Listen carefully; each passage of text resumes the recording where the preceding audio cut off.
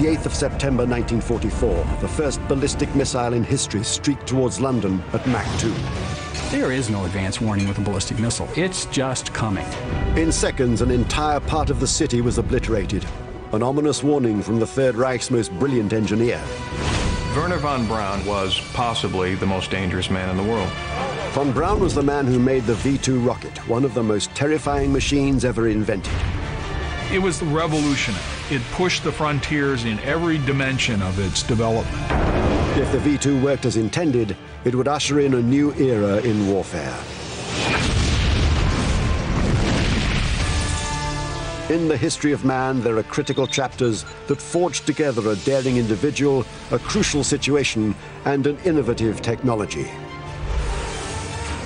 Man, moment, machine.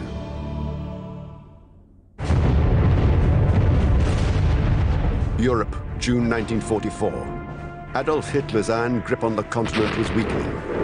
As the D-Day forces of the Allies swept eastward, the Germans began to retreat along two fronts. The Allied armies have broken out of the Normandy beachheads. They've gone straight across France. They've liberated Paris. They're on the borders of Belgium. They're about to thrust into the Reich. Finally, the war in Europe appeared to be approaching its end. But Hitler had one last ace to play. It was a top-secret weapon intended to wreak his revenge on Great Britain. It was literally a wonder weapon. It was the type of weapon that you looked at and you were in awe of. This was a weapon that could literally hit something almost 250 miles away. Hi, I'm Hunter Ellis. With Hitler on the run and the Allies gaining ground in Europe, it will take a miracle to turn the war in favor of the Nazis. For Hitler, that miracle comes in the form of a single man with a nearly impossible goal. Werner von Braun has promised him the world's first ballistic missile. No one up until this time had had any success whatsoever by building a rocket of this size and stature and capability. So it is an enormous benchmark in the history of rocketry. The story of the V-2, the V standing for vengeance, began several years earlier in 1937. Werner von Braun and an elite team of rocket scientists started work at a secret Nazi base on the Baltic island of Usedom. The research station was called Peenemünde. Peenemünde was extremely secret. It really was a black program, to use modern American military parlance. I mean, the budget was disguised, the purpose was disguised. No one who worked there could discuss it with anybody on the outside. At Peenemünde, 10 rocket test stands were constructed, including test stand number 7, a colossal concrete launch pad capable of withstanding 100 tons of thrust. From the outset, the design challenges were daunting. The difficulties were greater than expected. Stellen Sie die Rakete für den Start bereit.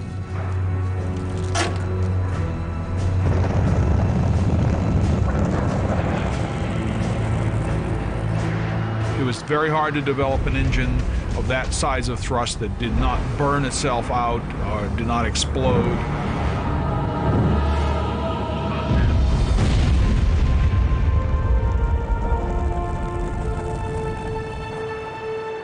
Rocket after rocket failed disastrously, and the outlook for Peenemünde appeared bleak.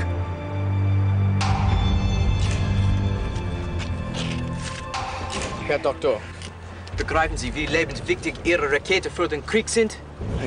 Dafür wird nichts für länger warten, Herr Doktor. Alles klar? Klar. How do you control what amounts to a bomb and bring these things together in a way that you can actually achieve a thrust and a power of release without blowing the thing up? By autumn 1942, America had entered the war. It became global. In order for Hitler's vicious plan for Britain to succeed, von Braun understood he needed to demonstrate a working rocket immediately. He and the military commander of Peenemünde, Walter Dornberger, scheduled an October demonstration for senior Nazi officials. Well, October 3rd, 42 was an extremely important day because they had to demonstrate that this rocket worked. So Dornberger, von Braun, and others felt very tense about the outcome. Wir sind zum Standbereit! Es geht los! Von Braun and Dornberger scheduled 3 test firings. From the start, the launches went badly. The first 2 hadn't gone that well. They both failed partway through the launch phase, so demonstrating a success was crucial. The future of the German ballistic rocket program, and perhaps the outcome of the war itself, rested on the 3rd launch attempt. 5, 4, 3, 2, 1.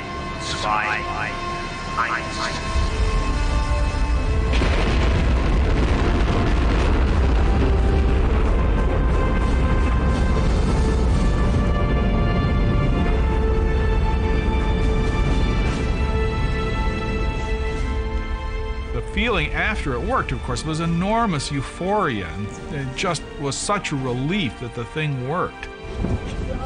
Dornberger made the statement that today the spaceship was born. It wasn't when we went to the moon or when we put a rocket into orbit. This was the start of the rocket age. Because of Werner von Braun, the Nazis were the first men to cross the border into space. But conquering space wasn't what Hitler had in mind. His sights were firmly fixed on London. British intelligence received a tip-off about the rocket program from an anonymous source.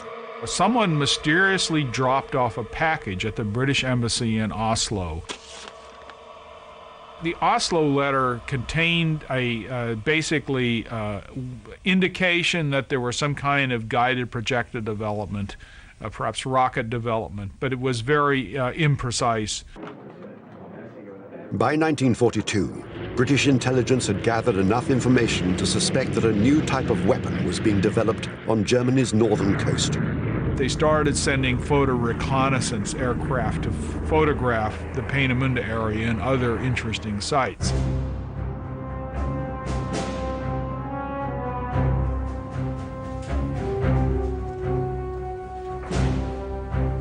Photo interpreters, known as the backroom girls, painstakingly scrutinized tens of thousands of aerial reconnaissance photographs. Ava, come and have a look at this. Look. Constance Babington Smith spotted an object on the ground at what was actually Testan 7, the V2 launch site. That looks ominous. And it appeared to be some kind of torpedo-like projectile with fins. You better go and get the chief inspector. The rocket, which was lying on its side, was 46 feet long. Guessing it could carry a 1-ton payload, British intelligence began to understand how devastating the device might prove. What is it? It appears to be a cylindrical object, about 46 feet in length. With this terrifying vision in mind, British intelligence demands that immediate action be taken against Peenemünde, and more importantly, against the one man who holds the future of London in his hands, Werner von Braun. Shortly before midnight on the 17th of August 1943, the RAF launched Operation Hydra. 600 heavy bombers approached Peenemünde, and the pilots were instructed to fly at a very low altitude to maximize accuracy. It was a hugely risky operation, but it represented the Allies' best chance to kill von Braun's team and stop the V2 forever. The 17th of August, 1943, Great Britain launched a massive moonlight air raid on the ultra-secret Peenemünde weapons base. The objective was to destroy the German rocket program and kill Hitler's mercurial rocket scientist. The man was Werner von Braun, and he was on the brink of perfecting the Nazis' most potent secret weapon. Good morning, Miss Hudson. Morning, Mr. Woodruff. The moment was Hitler's intended destruction of London using a silent, unstoppable device.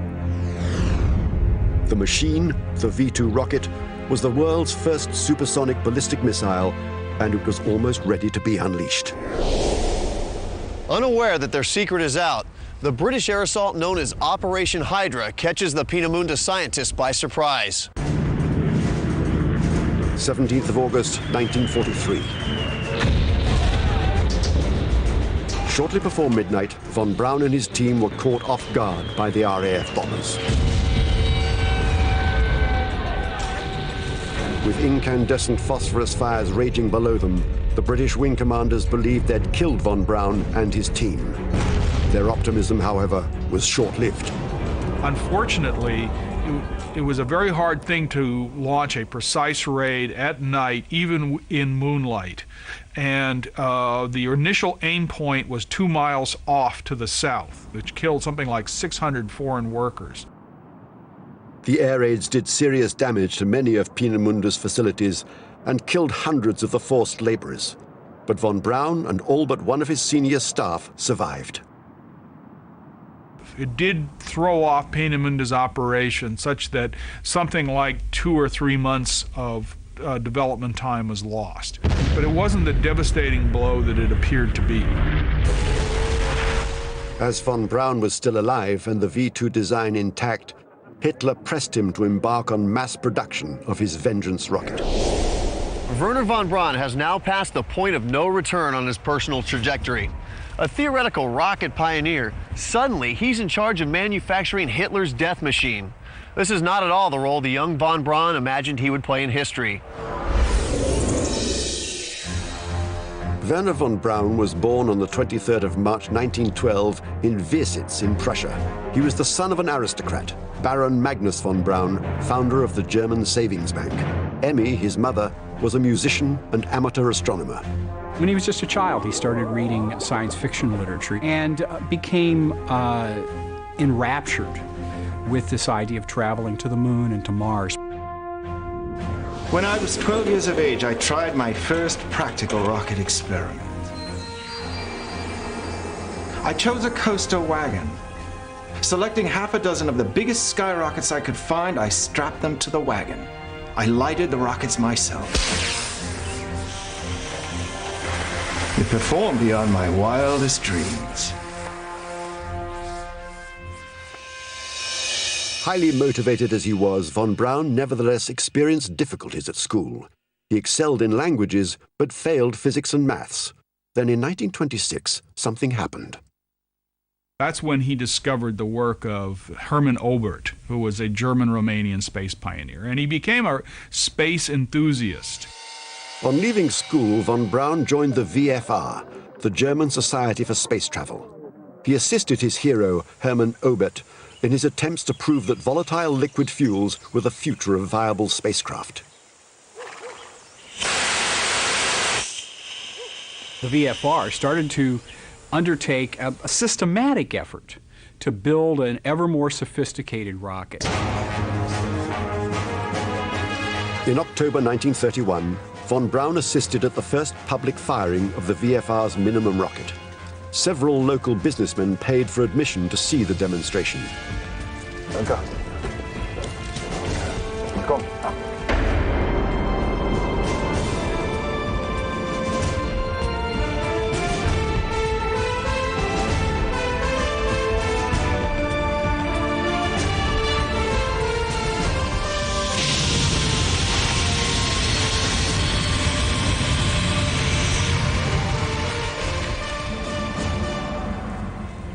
It was a complete failure.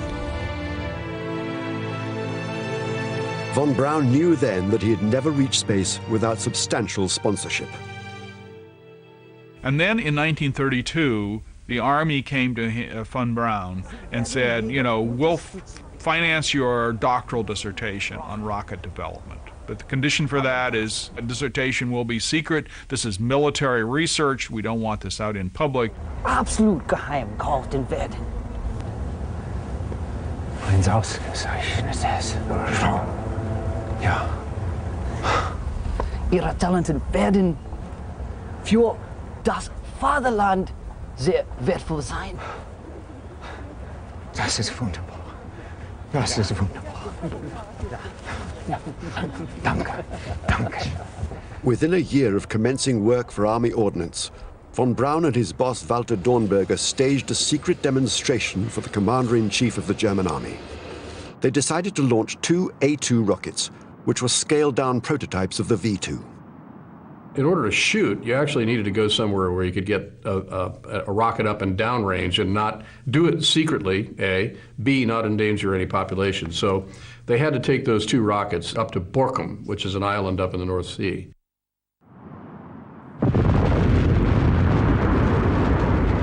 The demonstration worked like a dream. Both rockets reached a height of over 1 mile, exactly as planned. It was the first time they could get rockets up to that altitude. This was a break point. This was achieving a real benchmark. And that's what convinced Hitler that more money would then be released. Hi, mein Führer. Herr Doktor, ich möchte Sie wissen lassen, dass ich an Ihr Projekt glaube. Ja. Aber nur, wenn Sie zu Townsend auf die Engländer runterregnen. By 1943, 6 years later, von Braun was technical director of the V-2 project at the secret Peenemünde test site on the Baltic Sea. His dreams of space travel had turned into a life-and-death struggle to build Germany's most powerful weapon. Hitler had an obsession with the English people. He wanted to launch thousands of rockets a day onto the English, destroying their cities, wrecking their infrastructure, killing as many people as he possibly could, because he was convinced that constant bombardment would drive them into the sea and force them to stop their attacks on Germany. As von Braun's team completed the V-2 design, mass production had already begun. At that point, von Braun had to accept his role and responsibility in the coming devastation of cities, but he couldn't hide his disappointment.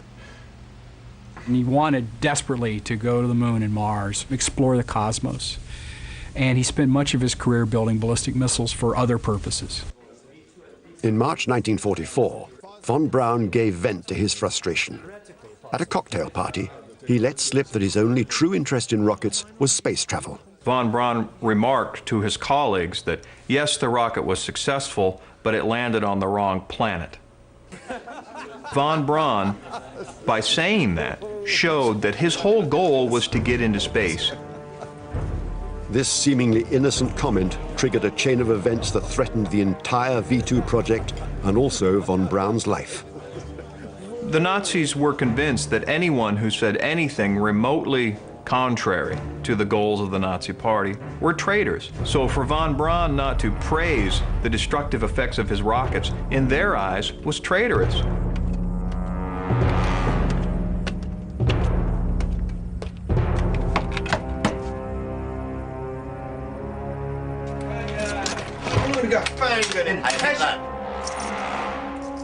At 3 in the morning on the 22nd of March 1944, von Braun was arrested by the Gestapo. If he were to be executed, the lives of thousands of innocent people might be saved. But the dream of space exploration might also die with him. Von Braun was arrested by the Gestapo on March the 22nd, 1944. And that moment was very dangerous for him and for the others who were arrested, because they were accused by the Gestapo of having spoken at a party that the spaceship was more important than the weapon, and that they didn't really want to build weapons. There was a real danger that von Braun could have been executed.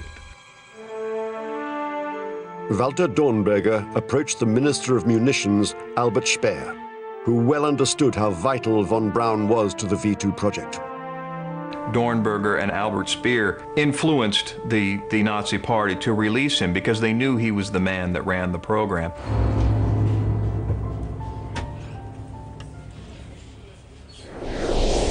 Fresh from his brush with death, von Braun returns to Peenemünde and puts V-2 development back into high gear. With the Nazis retreating on every front, Hitler's last hopes rest with his top-secret weapon, the world's first ballistic missile. The 46-foot, 14-ton V-2 rocket that von Braun was assembling was unlike any weapon ever built. Virtually every technical element of it, including propulsion, navigation, and control mechanisms, had been developed from scratch. It was revolutionary. It was cutting-edge technology. It pushed the frontiers in every dimension of its development. At the V2's base was its massive engine, with a combustion chamber leading to a bell-shaped exhaust. Over the engine's injectors were turbo pumps, which pushed fuel from the alcohol and liquid oxygen tanks. The guidance platform, with its gyroscopes and accelerometers, sat directly on top of the tanks. The rocket's simplest component was perched at the very top. This was the 1-ton warhead. The most complex design challenge was the engine itself. The basic problem was to scale up the engines massively. They started in the early 1930s with engines of a few hundred pounds of thrust.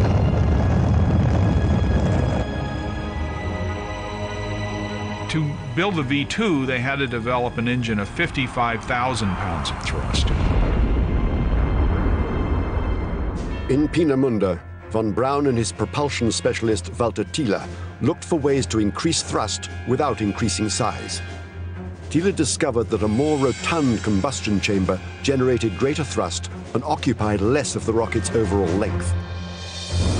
But greater thrust was of little use if the rocket exploded on the launch pad.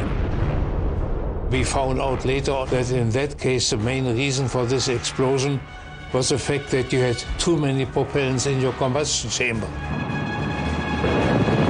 You had to be able to build an engine that would cool itself sufficiently such that it did not melt or burn through or explode. The team worked patiently through thousands of tests, analyzing each failure and making incremental improvements. Von Braun himself supervised every modification.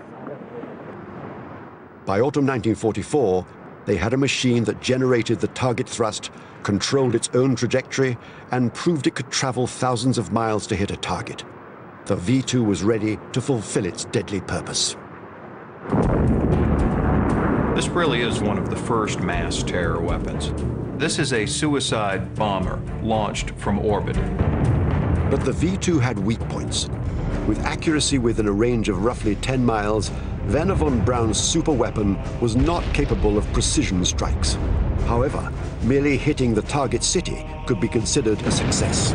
This is a strike at any moment, hit anywhere, hit anything weapon that could come at any time. To carry that in the back of your mind as you go about your daily business is horrible. This wasn't a strategic weapon. It wasn't a tactical weapon. It truly was a terror weapon.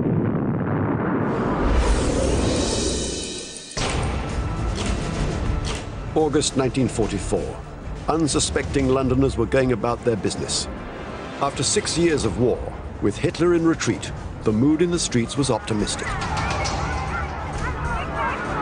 People were happy to be out in the streets. There was a return to what some people have used the term normalcy to talk about expectations for the relatively near future. Whatever war weariness might have existed was more or less masked by this sense that victory is at hand. British intelligence even believed it had stamped out the V2 threat by destroying all the reinforced concrete launch pads. In fact, British photo reconnaissance teams had found almost every German V2 launch site. And RAF raids, many using 22,000-pound tall-boy bunker-busting bombs, had succeeded in destroying them. So if the hard sites are gone and the bunkers are gone, which had been bombed very heavily, maybe they had no place to launch the V2. And so, there was this sense inside the British government that the danger has passed. The V2 will not happen. Senior British officials declared the end of the V2 threat and announced the battle for Britain was as good as over. But the Allies had underestimated the tenacity of Hitler and the brilliance of Werner von Braun. 170 miles from London, an odd-looking flatbed truck with a tarpaulin covering its deadly cargo trundled down a dirt road in Wassenaar in Holland. It was traveling a course that would change modern history. By the late autumn of 1944, British intelligence believed it had finally knocked out all of the launch pads of Hitler's terrifying V-2 rocket. But Hitler's chief rocket scientist still had one ace to play. The man, brilliant engineer Werner von Braun, had created a silent and insidious secret weapon. The moment the attempted destruction of London was about to begin, the machine, the V-2 rocket, the first guided missile, was finally ready to rain terror down on the Allies. As the end of 1944 approaches, British intelligence is convinced that they've stopped Hitler's secret superweapon in its tracks. But once again, Werner von Braun's rocket team has a plan. Knowing that launch pads are easily destroyed or left behind in a retreat, the Rocketeers have come up with the world's first mobile missile launcher.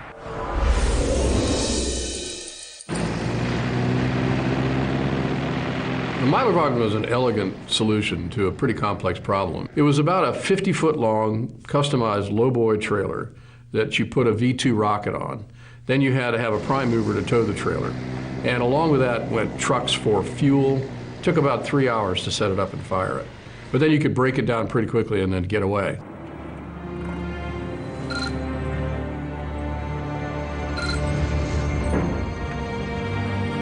From this platform, the ballistic age was about to be launched. 200 miles away, British families were sitting down to dinner. What's for supper? Not beans, I hope. It's soup, and don't complain. They're those much worse off. The V-2 was supersonic, so there would be no warning of its approach. It was like being under the threat of constant asteroid strike. There was nothing you could do about it. It was utterly silent and utterly destructive.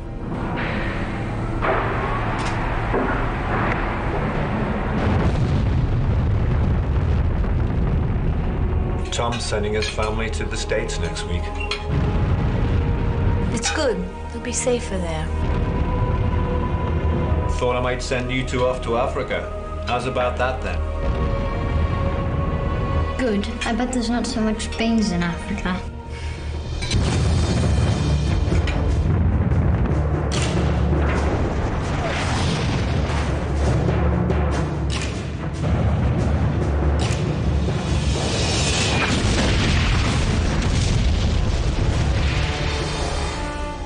The first V-2 fired at London hit Chiswick just minutes after it was launched.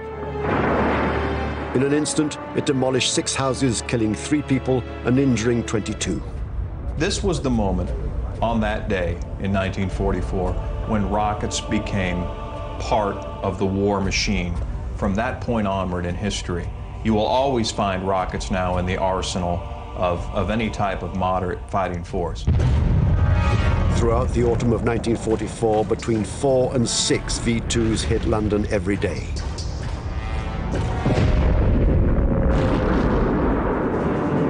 One V-2 killed 160 of her citizens. By the end of November, over 100 V-2s had struck the capital. No one was safe from the silent killer. There is no advance warning with a ballistic missile. It's just coming.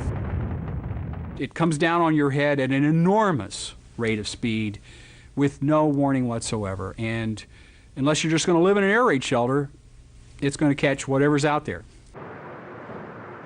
Thanks to von Braun's mobile launcher, London remained easily within Hitler's reach. But on the continent, the Nazi land campaign was falling apart. Hitler realized that terrorizing the Allies might be his only hope, and the V-2 was his most terror-inducing weapon.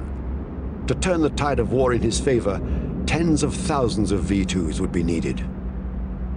That, of course, was what the German government was seeking. They were wanting to terrify the Allies, that they would rain these massive weapons down on them all the time. Materially, you had to pour a lot of labor into this. You had to pour technicians, you had to pour electronics, you had to have the fuel, you had to have the warhead. It was a pretty expensive weapon to produce. The assembly plant Mittelwerk was hidden in a cave system deep beneath the Harz Mountains. Using slave labor from surrounding concentration camps, the Mittelwerk-Dora facility provided the location and the expendable manpower to feed the insatiable Nazi rocket machine. When we were lined up, the first day he says, you came here, you're going to work here until you die. Those are his words. I saw actual V2s. They were lined up on racks there. Then nobody talked about it. You were not allowed to talk about it. When I was liberated, I weighed 68 pounds. To what degree ambition blinded von Braun to the cruelties of Mittelwerk is still a subject of debate. It was a means to his end, so he accepted the fact that he was a cog in a machine that got him to where he wanted to go, and it got his technology to where he wanted to go. As the Nazi endgame drew near, von Braun was pressed to manufacture as many V2s as possible. Even at full stretch, the Germans were never able to produce more than 700 V2s a month. That, along with the V2's high failure rate, prevented Hitler from realizing his dream of leveling London. Clearly, it was rushed into production as a weapon. Extravagant promises were made that it would change the course of the war, it would demoralize Britain, and of course it was a complete failure. Nevertheless, V2s continued to rain down on the capital.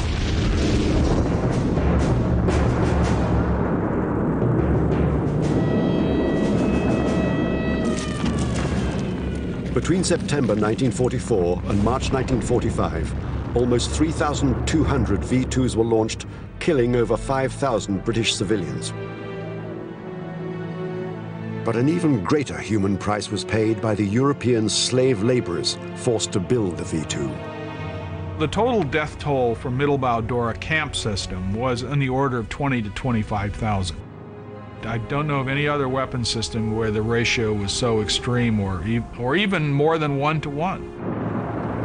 As 1944 drew to a close, Allied troops reached the Rhine. It was abundantly clear to Werner von Braun and most of the Peenemünde scientists that the war was lost. The Nazi hierarchy couldn't agree on what to do with von Braun.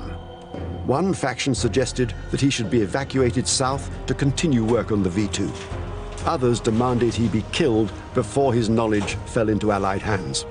Von Braun, after the war, said that he had 10 orders on his desk. 5 of them threatened to shoot him if he didn't evacuate, and 5 threatened to shoot him if he did evacuate, and he chose the orders that said he could evacuate. Von Braun decided to quit Peenemünde. He daringly instructed a small group of engineers to load all 14 tons of V2 technical documents into boxes labeled with a false military acronym. Yeah. So they created an entirely false organization. They color-coded all the equipment that they were about to ship. They plastered all the boxes and stenciled them with the initials VABV. The cover acronym stood for a Project for Special Disposition. In other words, something completely vague and ill-defined. Von Braun's team loaded the hundreds of boxes into lorries in preparation for a planned exodus southwards. Their eventual destination was a secret known only to him. Of course, they were hoping to create a bargaining chip, and if they held this bargaining chip in their hands, they had a much better chance of making a deal with the Allies. The 27th of February 1945, the convoy set out. Werner von Braun knew that there were orders to shoot him on sight. His future and the future of rocket technology would be decided in the next few tense hours.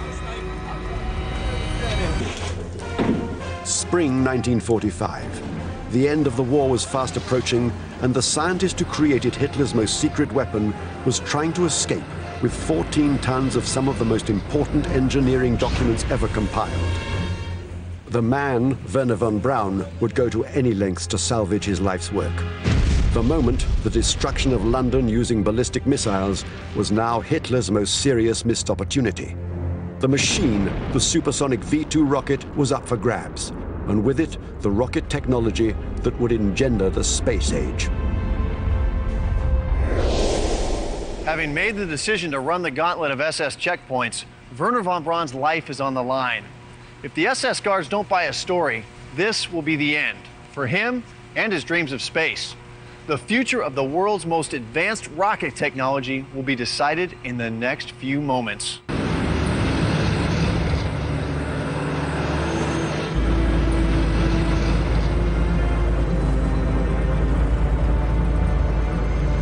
And von Braun, who was an SS officer, used his SS rank, which he didn't do otherwise, to write orders for evacuate.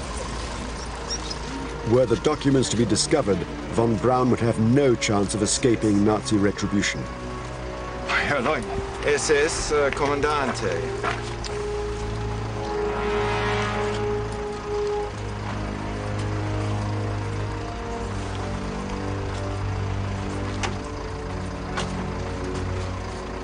Having run the SS gauntlet, von Braun made another audacious move in order to save his life's work.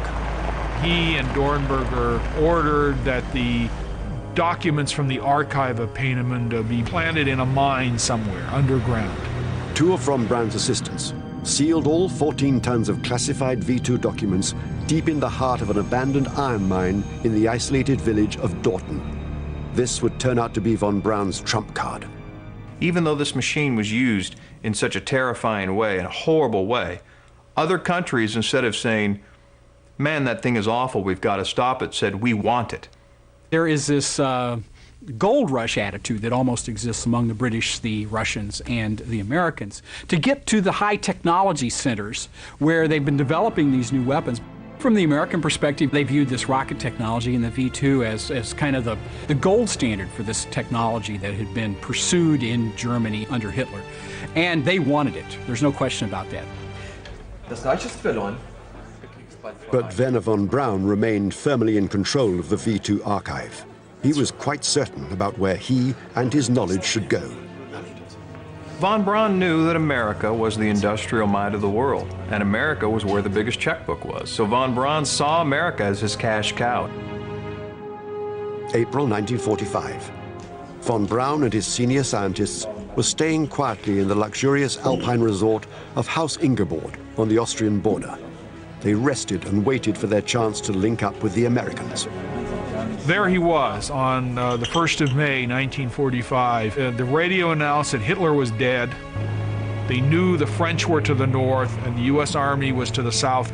So they sent Magnus von Braun's younger brother, down the mountain on a bicycle. Stop! Stop! Drop the bike! Minutes later, Magnus von Braun encountered American Private First Class Fred Schneiker. Magnus von Braun. Magnus said, go, take us to Ike. We want to, the inventors of the V2, as he put it, were on top of the mountain and they want to surrender. With the entire team of Nazi rocket scientists safely in American hands, the Allied race to find the rest of the V2 secrets is now officially on. For American forces, recovering all of the Nazi rocket technology becomes a top priority. After the 10th of April 1945, the Allies captured the underground Mittelwerk factory. Following information from von Braun, American troops also found the 14 tons of hidden V2 documents, securing them just hours before the arrival of the British Army. And there were literally tons of papers that were captured and brought back to the United States, translated and used by our technical people. Mr. von Braun, I'm a representative of the United States government. It's a great honor. It's a great pleasure, sir. Nice to meet you. Having broken his arm in an earlier car accident, von Braun was relieved and overjoyed that his plan to join up with the Americans had succeeded. The translated documents offered American scientists the key to German rocket technology. And they carried a bonus: von Braun, his entire team, and enough parts to build 200 V2s. Eventually, about 150 of his key people came to America and worked here. I myself and everybody you see here have decided to go west. We knew that we had created a new means of warfare, and the question as to what victorious nation we were willing to entrust this brainchild of ours was a moral decision more than anything else. Von Braun's entire team and the captured V2s were all shipped to Fort Bliss in Texas. The United States had, at a stroke, acquired a fully fledged rocket program. Afraid that the scientists would flee, the Army refused to let any of them off the base without a military escort for over a year. Von Braun called himself a prisoner of peace and considered it his job and his duty to go on perfecting the V-2. We tested the terror weapon in America, over 200 of them. We refined it and we rode it to the moon. We dominated space. We beat the Soviets with it. Von Braun and the V-2 failed to turn the tide of war for Hitler. But at the dawn of the nuclear age, they offered new and even more appalling prospects for mankind. I think fundamentally the V-2 did not come too late, it came too early. It came too early for it to have a warhead that was effective. Without the A-bomb, a ballistic missile is not an effective weapon. The atomic bomb securely within US control, the value of V-2 technology shot through the roof. In 1950, von Braun's team was moved to the Redstone Missile Arsenal in Huntsville, Alabama. Once again, the would-be space pioneer found himself working for the Army. From 1945 until the late 1950s, his job was not going into space. His job was to develop ballistic missiles and ramjet cruise missiles for the United States Army. On the 4th of October 1957, the Soviet Union successfully launched Sputnik, the world's first satellite, into orbit. American determination not to be outdone offered von Braun a final opportunity to pursue his lifelong ideal. At the Marshall Space Flight Center in Huntsville, Alabama, von Braun steps once more onto the international stage, becoming America's most tireless spaceflight promoter. And in 1960, he's even appointed as the first director of a new government agency. It's called NASA. Von Braun becomes the quintessential salesman for spaceflight, no question about that. And they try to sell the idea of spaceflight as something that we must do because it's our human destiny to get off this planet. This was a man who was a major in the SS, and yet he became one of Time's 100 best men of the century. Von Braun's highest ambition in life finally became a reality on the 20th of July, 1969. 4 days after its launch from Pad A at the Kennedy Space Center, Neil Armstrong took the first step onto the lunar surface. It's one small step for man, one giant leap for mankind. If we had not gotten von Braun, it would have set us back light years in the race with the Soviets. Von Braun was the man that drove the rocket program. Without him, we would not have gone to the moon when we did. It's fuel supply. It is. Even as von Braun's career reached its glittering zenith and his highest hopes were achieved, the skeletons of the Nazi past continued to dog him. But before his own conduct during the war came under scrutiny, he died of colon cancer. It was 1977, and he was 65 years old. Anything that flies today with a rocket engine, be it the missiles that launch our ICBMs, be it the rockets that carry the space shuttle to orbit, be it the Tomahawk cruise missiles, you can attribute to von Braun. Driven by a childhood obsession, Werner von Braun dedicates his entire life to a single goal. This one man's passion for space travel sets in motion a complex chain of events that yields both horrifying devastation and incredible human accomplishment. Once again, the M3 factor is a volatile phenomenon throughout history. One we'll continue to explore on Man, Moment, Machine.